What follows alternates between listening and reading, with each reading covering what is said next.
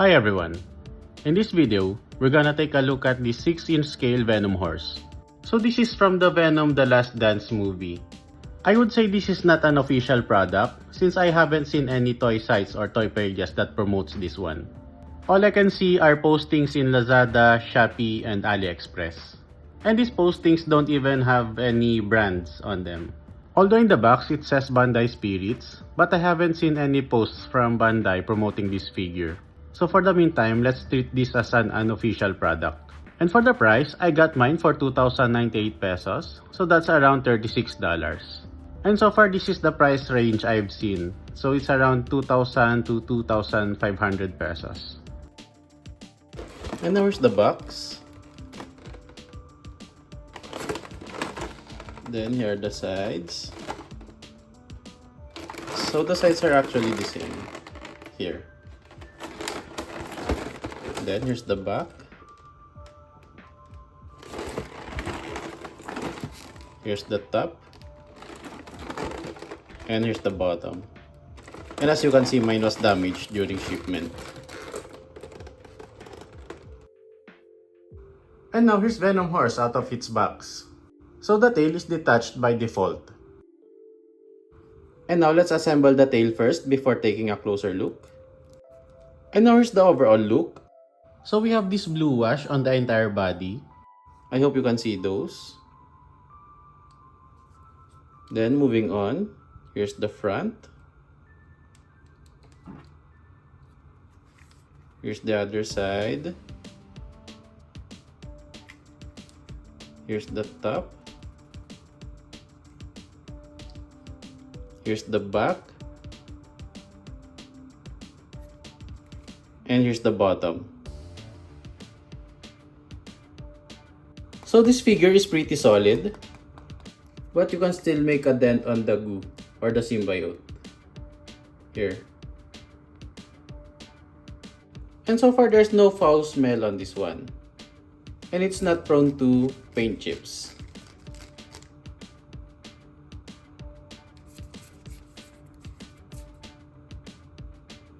And now for the close-up, let's start with the head. So I like the paint details on this one. Mine has an excess red paint here, but it's fine. I can still cover it. The teeth turned out great as well. And let me quickly show you a comparison with the knockoff Venom. So here there's a minimal white details on the teeth. And that's the same on the alternate head. Here. Then here's the bottom of the head. There's also an excess blue paint here on the teeth, but it's fine. That's acceptable for me. And the ears are soft here, as well as the jaw. And the teeth are also soft here, so they are not prone to breakage. And one really great gimmick on this one is the magnetic tongue here. And going back to the mouth, let me just show you the inside. And one thing I noticed is that the jaw is not aligned here. So it's leaning more towards its right side. But for me, it's still fine. It's not that noticeable. And then let me just show you the tongue. So this one is also soft. And now we move to the neck. And let's just go around it. So there's a part on the throat which is not glossy. This part. And there's also an excess glue here. I hope you can see that. But for me, it's fine. Then for the mane, it's soft. And let me just show you the top part. Here. And one minor issue I have is there should have been more details here on the end of the neck. Here. But again, it's fine. It's not that major and it's not noticeable. And now we move to the body. Here's the chest. I actually like how the chest looks, even if the joints are not covered. And one thing that I noticed is that there's a thin layer of glue or paint on the joints. Here. So it tends to peel off when you articulate the legs.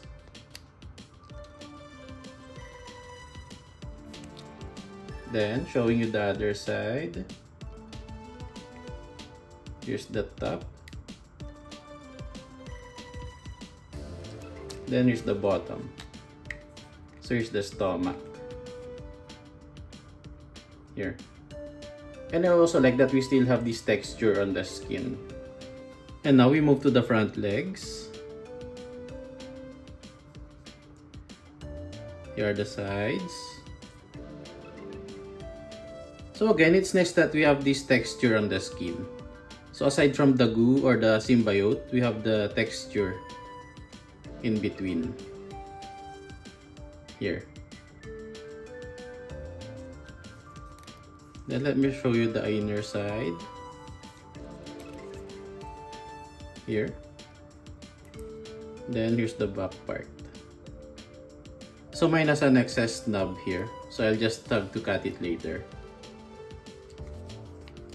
Then here's the back part of the left leg. And then here are the hooves. Let's just go around it. Here's the back. Here. And here's the bottom. And these ones are soft. Here. And now here are the back legs. Here's the front part. Here's the other side. So mine has this excess glue, but it's fine. Then here's another angle. So even this one has peelings on it. Here. Then here's the back part. Again, some peelings. And here's the inner side.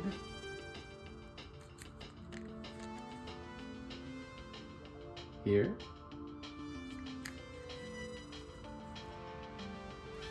And again, here are the hooves.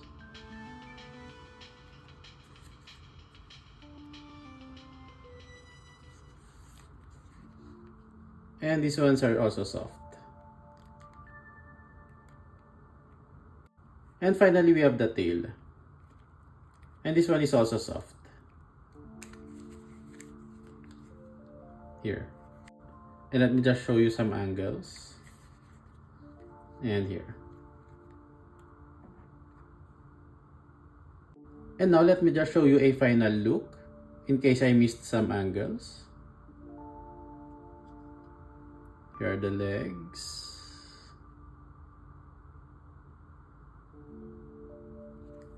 Here's the tail. Here's the front.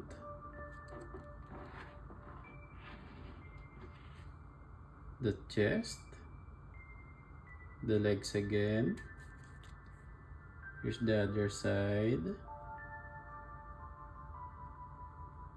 The body. The back legs. The tail again. Here's the top view.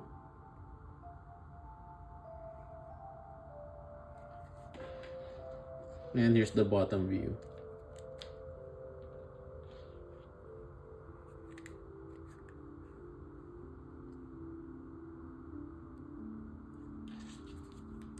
And here are the inner sides of the legs.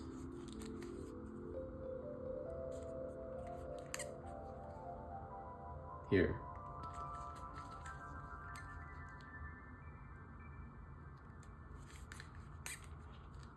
And the bottom of the hooves. And now let's take a closer look at the extra heads. So they both have open mouth and a tongue that is coming out. And let me just show you that they are on a ball joint. So the first extra head is almost the same as the default one. The difference would be the eyes and the tongue. So this one has a more venomy tongue. And now let's try to change the head. Here.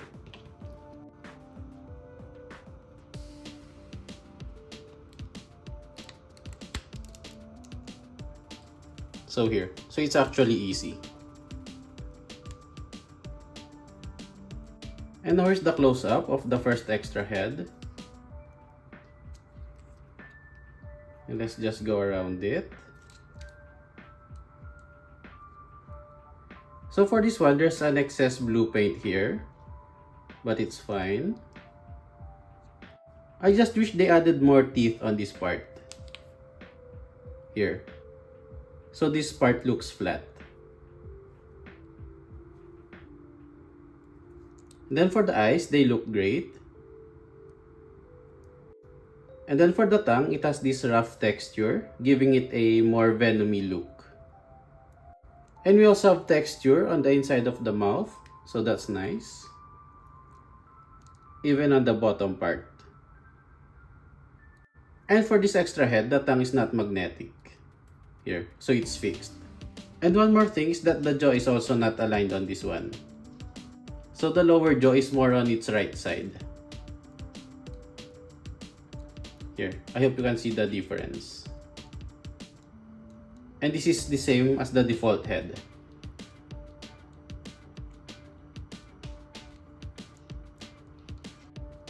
And now we proceed to the last extra head. So for this one, we have a longer tongue and it's pointing backwards. We also have a layered teeth. And the bone structure is actually different compared to the other heads. And I haven't seen the movie, so let me know if this one appeared. And let's just go around it again. So mine has an excess red paint here, but it's fine. There's also some paint imperfections here. We have excess white paint on this part. But again, it's fine. Then we have a great paint ups on the eyes again. Here's the top. Here's the bottom. And here's the inside of the mouth. And similarly, this one is also soft. Here. So the head is on ball joint, so you can tilt it in any direction. But for the major movement, it cannot look up, but it can look down this much. It can also look left or right. Here. And you can tilt it sideways. The neck is also on ball joint, and it can move up this far and down this much. And it can also move sideways. Here. And it can tilt sideways. For the front legs, they can kick forward this high. And they can kick backwards this much. There's also a rotation here. And it cannot move outward.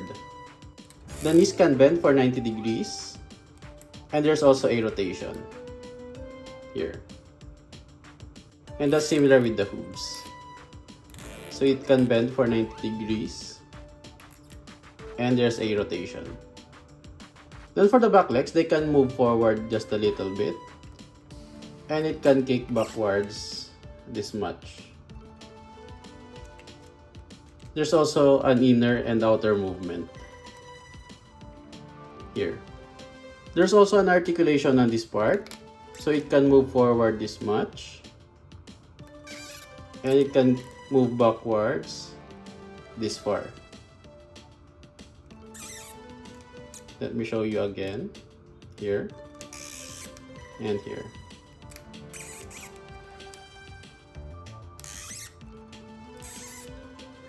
There's also a rotation. For the hack, it cannot move backwards, but it can move forward. And there's also a rotation here. Then for these hooves, it cannot move forward, but it can move backwards this much. And there's also a rotation. And finally for the tail, it can rotate for 360 degrees. And it can move up this far and down this much. And in general, I like how there's no loose joints on this one. And it's easy to stand. Here. Now for the height, it's around 8 inches. And the length of the head from the tail is around 14.5 inches. And here's a knockoff Venom along with the Venom Horse. And apologies if I only have the knockoff Venom. So they are perfectly in scale. And now here's Venom riding the Venom Horse.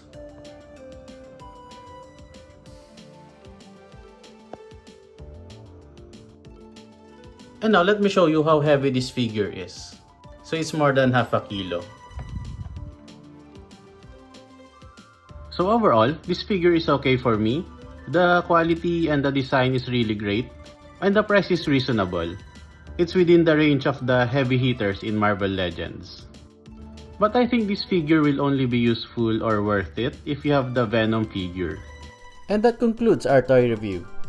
If you enjoyed this video, give it a thumbs up and share your thoughts in the comments below. For more toy contents, make sure to subscribe to Reviews of Nestor and hit the notification bell. Until next time, keep collecting, keep playing, and I'll catch you in the next review. Stay playful everyone. Bye!